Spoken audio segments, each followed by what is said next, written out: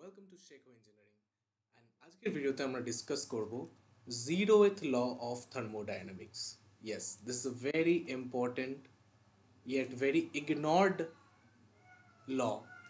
এটা অনেকে ইগনোর করে দেয়, ভাবে যে সেরকম কিছু নেই এটাই বোঝার, বাট ট্রাস্ট মি, এটার নাম আমাদের জিরোথ ল এই জন্যই দেওয়া হয়েছে যাতে আমরা first law, second law, third law পড়ার আগে এটা জানি। বিকজ এই লটা ছাড়া আমরা এখন যত কিছু করছি, এই যে হিট হিট ট্রান্সফার বার করা, ওয়ার্ক ট্রান্সফার বার করা, এনথালপি বার করা, এগুলো আমরা এত সহজে করতেই পারতাম না যদি জিরোথ ল না আসতো। বিকজ জিরোথ ল আমাদের দেয় হচ্ছে কনসেপ্ট অফ টেম্পারেচার। ওকে, কিভাবে দেয়? So let us discuss. First of all আমি তোমাদের জিজ্ঞেস করবো থার্মোডাইনামিক্স মানে তোমরা কি বোঝো? ওকে, থার্মোডাইনামিক্স মানে কি বোঝো? What is thermodynamics? দেখো, থার্মো মানে হচ্ছে হিট, ওকে, আর ডাইনামিক্স মানে হচ্ছে মোশন, না কোনো, অর্থাৎ basically heat in motion. Alright, অর্থাৎ হিট থেকে, হিট যখন, হিট ইন মোশন, না মোশন মানে কি বেসিক্যালি যখন, অর্থাৎ এনার্জি ট্রান্সফার বা এনার্জি ইন্টারাকশন। হিট মানে কি? Heat basically refers to energy interaction, অর্থাৎ এনার্জি ইন ট্রানজিটকে আমরা হিট বলি। যখন দুটো বডির মধ্যে এনার্জি ট্রান্সমিশন হয় তখন সেটাকে আমরা হিট বলি, energy in transit.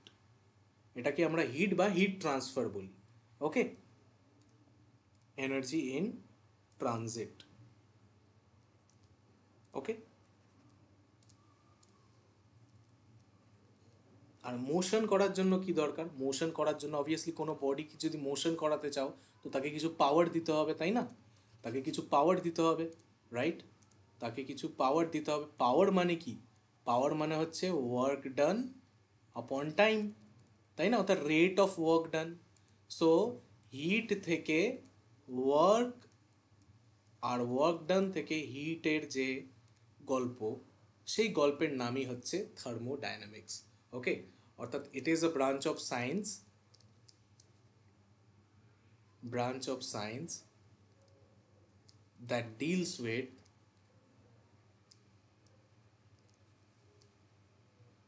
energy interaction,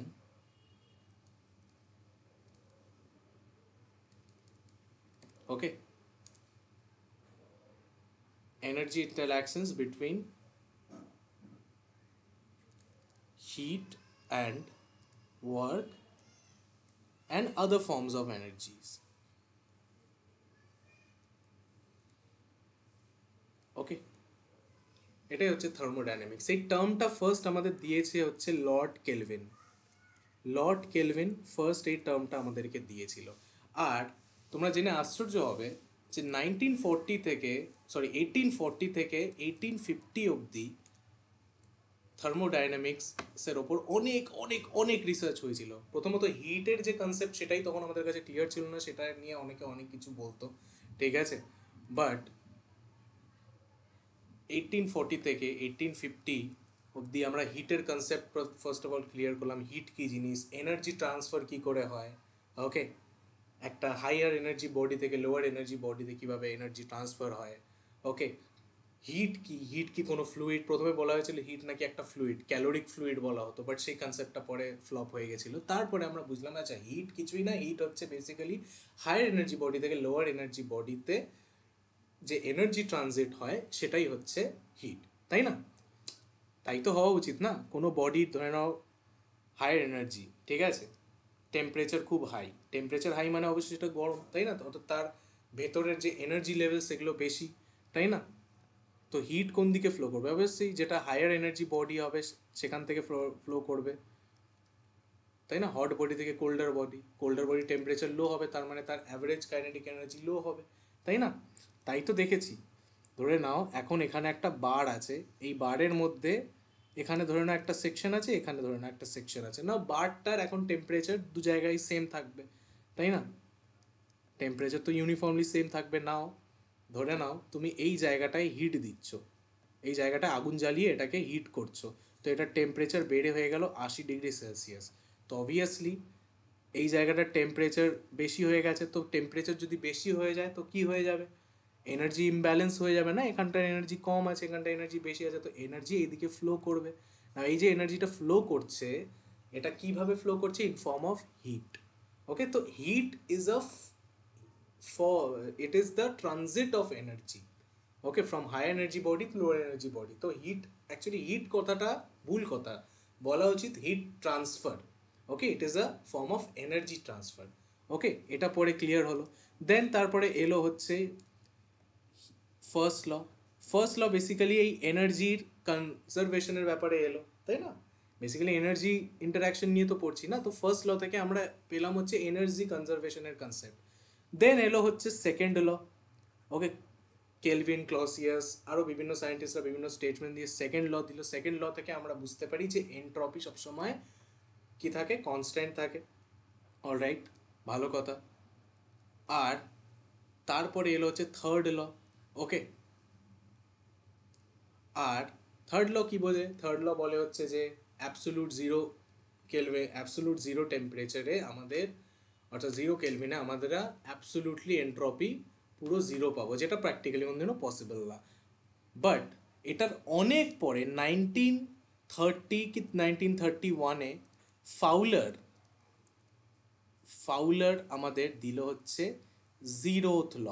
না, এই লটার নাম হিসাব মতো ফোর্থ ল হওয়া উচিত, তাই না? ফোর্থ ল হওয়া উচিত, বাট না, এটার নাম ফোর্থ ল এই জন্য দেওয়া হয়নি বিকজ ফাউলার বোঝালেন যে ভাই, আমরা এই যে হিট হিট বলছি, হিট যাচ্ছে আসছে, এটা কি হিসাবে বলছি? আমরা টেম্পারেচার দেখিয়ে বললাম না। আমি যদি এখন টেম্পারেচার কথাটা মেনশন না করতাম, এটা আমার পক্ষে বোঝানো অনেক কঠিন হতো তোমাদেরকে, যে হায়ার এনার্জি বডি কী করে বুঝছি যে এটার এনার্জি খুব হাই? ছুঁয়ে বলছি যে হ্যাঁ গরম লাগছে, এটা বেশি, তার মানে এনার্জি হাই, তাই না? তো এটা এভাবে বলাটা আমার পক্ষে অনেক টাফ হতো যদি টেম্পারেচার কনসেপ্টটাই আমাদের কাছে না আসতো, তাই না? তো এই জন্য ফাউলার বললেন যে ভাই এটাকে আমাদের সবার আগে পড়তে হয়, বিকজ কনসেপ্ট অফ টেম্পারেচার, টেম্পারেচারের কনসেপ্ট, টেম্পারেচার কি, টেম্পারেচার কি করে মেজার করব, টেম্পারেচার যদি আমরা না জানি তাহলে এই লগুলো আমরা বুঝতেই পারবো না, তাই না? এই হচ্ছে ব্যাপার। তো দ্যাট ইজ ওয়াই এটার নাম জিরোথ ল এই জন্যই দেওয়া হয়েছে, যাতে আমরা এটাকে আগে পড়ি, সো দ্যাট বাকি লগুলো আমরা ভালো মতো বুঝতে পারি। ওকে, না চলো দেখে নেওয়া যাক যে লটা স্টেটমেন্টটা কি। তো স্টেটমেন্টটা চলো আমরা দেখি। ওকে, সো লটা স্টেটমেন্ট কি দেওয়া আছে চলো দেখে নেওয়া যাক। সো এই জিরোথ ল আমাদের বলে হচ্ছে, if a body, if a body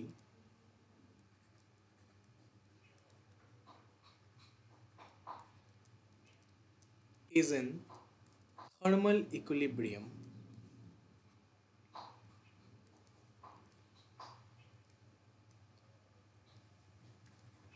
with body B, and body B is in thermal equilibrium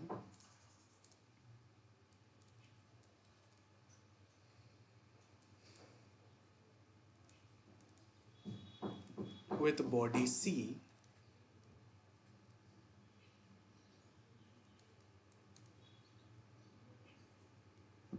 then body A is in thermal equilibrium with body C. Now স্টেটমেন্টটার মানেটা কি? স্টেটমেন্টটা মানে ধরে নাও এখানে একটা বডি আছে এ, ঠিক আছে? এখানে একটা বডি আছে এ, ওকে, ভালো কথা। আর এখানে একটা বডি আছে বি, অলরাইট। এখানে একটা বডি আছে বি, অলরাইট। এটা ধরে নাও বডি এ, আর এটা বডি বি, আর এখানে একটা বডি আছে বডি সি, ওকে। এখানে একটা বডি নিয়ে নিলাম বডি সি, অলরাইট। দেখো এ আর বি কন্ট্যাক্টে আছে, বাট সি আর বি কিন্তু কোনো ডাইরেক্ট কন্ট্যাক্টে নেই, ওকে। বাট এরা তিনজনই কিন্তু আমরা বলতে পারি এ আর সি একে অপরের সাথে থার্মাল ইকুইলিব্রিয়ামে আছে। না, what is thermal equilibrium? Thermal equilibrium মানে কি? সাপোজ এখানে একটা বস্তু আছে, ওকে, এখানে একটা বডি আছে, অলরাইট। এখানে ধরে নাও একটা স্টিলের প্লেট আছে, এটা হচ্ছে বডি এ, এটা ধরে নাও একটা স্টিলের ব্লক বা স্টিলের প্লেট। এর ওপরে আমি একটা অ্যালুমিনিয়ামের প্লেট বা অ্যালুমিনিয়ামের ব্লক রেখেছি। ওকে, ওকে, ভালো কথা। নাও, এখন যদি এর এনার্জি লেভেল হাই হয়, তাহলে কি হবে? এদের এদের দুজনকে আমি যদি বলি this is body A and this is body B, তো বডি এ আর বি কি আছে? থার্মাল ইকুইলিব্রিয়ামে আছে। ইট মিনস থার্মাল ইকুইলিব্রিয়াম মানে কি? What is thermal equilibrium? Thermal equilibrium মানে হচ্ছে বস, থার্মাল ইকুইলিব্রিয়াম মানে হচ্ছে when there is no heat transfer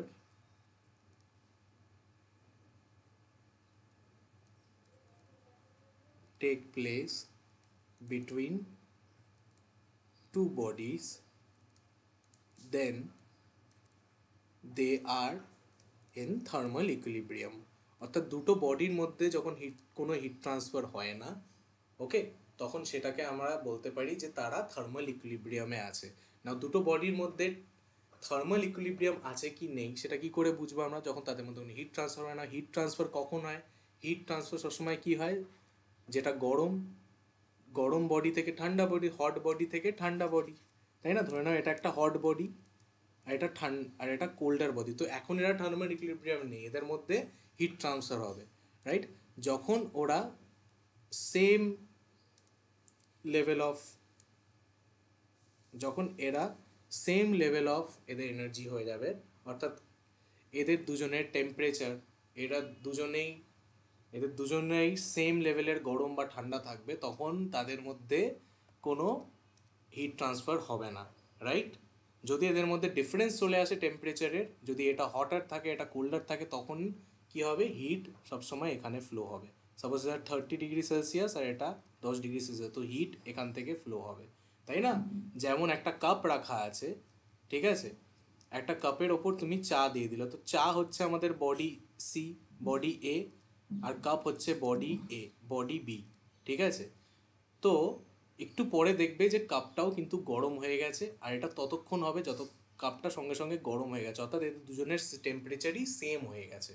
ওকে, অর্থাৎ চা থেকে কি হয়ে গেছে? চা থেকে কাপের মধ্যে হিট ট্রান্সফার হয়ে গেছে, তো এখন এরা থার্মাল ইকুইলিব্রিয়ামে আছে, রাইট? এবারে জিরোয়েথ ল কি বলে? জিরোয়েথ ল বলে হচ্ছে যে তিনটে বডি, অলদো দে আর তিনটে বডি, তার মধ্যে একটা বডি একে অপরের সাথে থার্মাল ইকুইলিব্রিয়ামে আছে, ঠিক আছে? আর যে বডিটার সাথে তার মানে সে আর একটা তৃতীয় বডির সাথে থার্মাল ইকুইলিব্রিয়ামে আছে, ওকে? তার মানে এ আর সিও থার্মাল ইকুইলিব্রিয়ামে থাকবে, although there is no direct contact. অর্থাৎ এটার মানে কি? এটার মানে না, তোমরা বলতে পারো যে হ্যাঁ স্যার এটার মানে তো স্বাভাবিকই, যে আচ্ছা এটার টেম্পারেচার ধরে নিচ্ছি 10 ডিগ্রি, এটার টেম্পারেচার 10 ডিগ্রি, তো আর এটা যদি ইকুয়াল টেম্পারেচার হয়, তাহলে এটার ইকুয়াল টেম্পারেচার হবে, এটাও 10 ডিগ্রি হবে, তাই না? সেমই তো, ইকুয়ালি তো, না? কি আছে? অর্থাৎ এ বডি বি এর সাথে ইকুইলিব্রিয়ামে আছে, বি সি এর সাথে ইকুইলিব্রিয়ামে আছে, তো স্বাভাবিক সিও এর সাথে আছে, এতে মানে কিসের রকেট সাইজ আছে? হাসার জিনিস না এটা। বাট তুমি একটা কথা বলো, সাপোজ তোমার নাম হচ্ছে রাম, ঠিক আছে? আর তোমার বন্ধু হচ্ছে কৃষ্ণা, ঠিক আছে? আর কৃষ্ণার বন্ধু হচ্ছে কল্কি। তো তো রাম কৃষ্ণার সাথে ভালো বন্ধুত্ব আছে, কৃষ্ণার কল্কির সাথে ভালো, তো কল্কিও কি রামের সাথে ভালো বন্ধুত্ব হবে? তার কি মনে আছে? তার কি মানে আছে? না, তার কি কোনো মানে আছে? না। তো এটা কোনো ট্রিভিয়াল না, এটার পেছনে সায়েন্স আছে, এর পেছনে লজিক আছে। অর্থাৎ তুমি যদি এর সাথে, এখন এরা সেম টেম্পারেচার আছে, তো এদের মধ্যে কোনো হিট ট্রান্সফার হচ্ছে না, তুমি যদি এতে হিট দাও, তাহলে অটোমেটিকলি সেই হিটটা, এটার এনার্জি যদি বাড়াও, তো কি হবে? সেই এনার্জিটা ইকুয়ালি সি আর বিতে প্রপারলি ডিস্ট্রিবিউট হবে, সো দ্যাট এনার্জিটা ব্যালেন্স হয়ে যায়, ওকে? এ হচ্ছে ব্যাপার। সো এটা খুব বড় একটা ল। আর এখান থেকে টেম্পারেচারের কনসেপ্ট আমরা কি করে পাই? দেখো, টেম্পারেচারের কনসেপ্ট আমরা এখানে এই জন্যই পাই যে আমরা এই যে কোনো বডির সাথে যে হিট ট্রান্সফার হবে কি হবে না, এটা কি করে বুঝি? একটা বডি দেখো এটুকু তো তোমরা জানো যে যেটা হায়ার এনার্জি লেভেল থেকে লোয়ার এনার্জি লেভেলে সবসময় হিট ট্রান্সফার হয়, তাই না? হিট সবসময় হায়ার এনার্জি লেভেল থেকে লোয়ার এনার্জিতে ট্রান্সফার হয়, তাই তো হয়, তাই না? হিট কেন? ইভেন জলের ফ্লো কিভাবে হয়? ধরে নাও একটা ট্যাঙ্কে এতটা লেভেলে জল আছে, তার পাশে আরেকটা ট্যাঙ্ক আছে, বাট সেখানে ওয়াটার লেভেলটা কম আছে। না, তুমি যদি এখানে একটা পাইপ কানেক্ট করে দাও তাহলে জলটা ফ্লো করে করে এদিকে চলে যাবে। আর এটা কতক্ষণ ফ্লো হবে? যতক্ষণ না দুটো জলের লেভেল সেম চলে আসবে, তাই না? না, এমন তো না যে এখান থেকে জল এদিকে ট্রান্সফার হবে না, লোয়ার লেভেল ওয়াটার যেটা সেটা হায়ার লেভেলে ওয়াটারে ট্রান্সফার হবে, তা তো হবে না, না। ন্যাচারালি কী হবে? হায়ার লেভেল ওয়াটার থেকে লোয়ার লেভেল ওয়াটারে জল ট্রান্সফার হবে, তাই না? তাই তো হয়। সিমিলারলি কারেন্টও তাই। হায়ার পোটেন্সিয়াল ডিফারেন্স যখন হবে, তো অবভিয়াসলি প্লাস থেকে মাইনাসে আমাদের কারেন্টটা ফ্লো করবে, তাই না? সিমিলারলি কোনো হিটের ট্রান্সফার সবসময় কি হয়, হট বডি থেকে কোল্ড হবে। নাও একটা বডি হট কি কোল্ড সেটা কি দিয়ে বুঝবো? হটার বডি থেকে কোল্ডার বডিতে সবসময় হিট ট্রান্সফার হবে যাতে এনার্জির ব্যালেন্স হয়। নাও একটা বডি হট মানে কি বোঝায়? যে তাদের মলিকিউলসের যে অ্যাভারেজ কাইনেটিক এনার্জি, অর্থাৎ কোনো বডি হট মানে তার এনার্জি লেভেল অনেক বেশি, ঠিক আছে? তার ইন্টারনাল এনার্জি অনেক বেশি, রাইট? এটা বোঝায়। তো এমন একটা আমাদের প্রপার্টির দরকার পড়লো যেটা বোঝাবে যে হ্যাঁ, এরা থার্মাল ইকুইলিব্রিয়ামে আছে কি নেই সেটা বোঝানোর জন্য একটা প্রপার্টির দরকার, যে তাদের মধ্যে হিট ট্রান্সফার হবে কি হবে না, বা কোন দিক থেকে হবে, এ থেকে বিতে হবে না বি থেকে সিতে হবে, সেটা বোঝানোর জন্য একটা প্রপার্টির দরকার পড়লো, that is temperature. So temperature কি? টেম্পারেচার অ্যাকচুয়ালি বোঝায় একটা বডির অ্যাভারেজ, তাদের মলিকিউলসের অ্যাভারেজ কাইনেটিক এনার্জিকে। অর্থাৎ ধরে নাও এটা একটা বডি, ঠিক আছে? এই বডিতে আমি হিট দিলাম, হিট দিলে কি হবে? এটা গরম হবে, গরম হবে মানে কি এনার্জি লেভেল বাড়লো এটার, তাই না? সো যখন এই বডিটায় তুমি হিট দাওনি, এটার টেম্পারেচার তখন 20 ডিগ্রি সেলসিয়াস ছিল, কথার কথা বলছি, ওকে? এবারে তুমি এর ওপর দিয়ে দিলে হিট। তো হিট দিলে কি হবে? এদের ভেতরে যে মলিকিউলসগুলো ছিল না, এই মলিকিউলসগুলো কি হবে? এই মলিকিউলসগুলো হিট দিলে কি হয়? মলিকিউলস ভাইব্রেট করে দেয়, মলিকিউলসগুলো নাচতে শুরু করবে। তোমরাও যদি হট করে এনার্জি লেভেল বেড়ে যায়, তুমিও নাচবে, গাইবে, ঠিক আছে, লাফালাফি করবে। তেমনই এখানে তুমি যদি বেশি হিট দাও, তো এনার্জি যদি বেড়ে যায়, এনার্জি যদি বেড়ে যায়, তো মলিকিউলসের যে average kinetic energy of molecules, প্রত্যেকটা মলিকিউলের যে অ্যাভারেজ কাইনেটিক এনার্জি সেটা বেড়ে যাবে, তাই না? Yes or no? এটা বেড়ে যাবে। নাও যাদের টেম্পারেচার, যাদের এনার্জি বেশি, তাদের অ্যাভারেজ কাইনেটিক এনার্জিও বেশি, ঠিক আছে? না, এই যে অ্যাভারেজ কাইনেটিক এনার্জি, এটাকেই আমরা টেম্পারেচার দিয়ে রেফার করি। অর্থাৎ যত বেশি টেম্পারেচার হবে সেটা রেফার করছে যে এনার্জি লেভেল তার তত হাই, অর্থাৎ অ্যাভারেজ কাইনেটিক এনার্জি অফ মলিকিউলসগুলো তত বেশি তার মধ্যে লাফালাফি করছে, তত বেশি সেটা গরম, এটা বোঝাচ্ছে। অর্থাৎ হিট কোথায় ট্রান্সফার হবে? যেটা হায়ার এনার্জি, ঠিক আছে, যেটার মলিকিউলসগুলো এখন ধরে নাও এর এনার্জি লেভেল লো আছে, এ টায়ার্ড আছে, তো হিট কোথায় ট্রান্সফার হবে? ধরো তোমার এনার্জি লেভেল খুব হাই আছে, তোমার এনার্জি লেভেল খুব হাই আছে, ঠিক আছে, আর তোমার বন্ধুর এনার্জি লেভেল খুব লো আছে, ঠিক আছে? তো তুমি কি করবে? তুমি তাকে বলবে আচ্ছা চল নাচ, তুমি তাকে ঠেলবে ঠেলবে, তোমার এনার্জি বেসিক্যালি ওর ওপর, তোমার এনার্জি কনজিউম করে করেও তখন নাচবে, তাই না? রাইট? যতক্ষণ না দুজনেই হাঁপিয়ে যাও, তাই না? দুজনের এনার্জি ব্যালেন্স হয়ে যায় যতক্ষণ না, তাই না? তো সিমিলারলি এখানেও তাই হচ্ছে, হিট কোন দিকে ফ্লো করবে? যেটা টেম্পারেচার বেশি সেখান থেকে, যেটা লোয়ার টেম্পারেচার বডিতে ফ্লো করে, তাই না? এ হচ্ছে ব্যাপার। আর যখন টেম্পারেচার সেম হয়ে যাবে, দুটো বডির যখন টেম্পারেচার সেম হয়ে যাবে, তখন তাদের মধ্যে কি কোনো হিট ট্রান্সফার করবে? অর্থাৎ যখন দুটোর বডির টেম্পারেচার সেম হবে, দুটোর বডির টেম্পারেচার যখন সেম হয়ে যাবে, তখন কি হিট ট্রান্সফার কি হয়ে যাবে? হিট ট্রান্সফার আমাদের জিরো হয়ে যাবে, রাইট? তখন হিট ট্রান্সফারের দরকারই নেই, এনার্জি ট্রান্সফারের তখন দরকারই নেই, কারণ দুজনের এনার্জি লেভেল ব্যালেন্স হয়ে গেছে। এটাকেই আমরা থার্মাল ইকুইলিব্রিয়াম বলি। তো থার্মাল ইকুইলিব্রিয়ামকে এভাবেও বলা যায় যে when temperature of two bodies are same, become same, then those two bodies are considered as thermal equilibrium. এটা আমরা বলতে পারি থার্মাল ইকুইলিব্রিয়ামের ডেফিনেশন। তো বুঝতেই পারছো যে জিরোয়েথ লয় থেকে আমরা টেম্পারেচারের কনসেপ্ট পাচ্ছি। এবারে টেম্পারেচার কি, টেম্পারেচার আমি কি বললাম একটা প্রপার্টি না, প্রপার্টি কি, প্রপার্টি হচ্ছে একটা মেজারেবল ক্যারেক্টারিস্টিককেই আমরা প্রপার্টি বলি। তো জিরোয়েথ লয় আসার পরই টেম্পারেচার কি করে টেম্পারেচার মেজার করব, অর্থাৎ থার্মোমিটার্সের কনসেপ্ট এলো, থার্মোমিটার্সের কনসেপ্ট এলো, থার্মোমেট্রিক প্রপার্টির কনসেপ্ট এলো, থার্মোমেট্রিক প্রপার্টিজ এলো, অর্থাৎ এমন এমন প্রপার্টি যেগুলো টেম্পারেচারকে বোঝায়, যেগুলো টেম্পারেচার ফাইন্ড আউট করতে সাহায্য করে। ওকে, টেম্পারেচারের সাথে রিলেটেড কিছু প্রপার্টিজ। ওকে, সেগুলো আমরা পড়বো হচ্ছে আমাদের নেক্সট ভিডিওতে।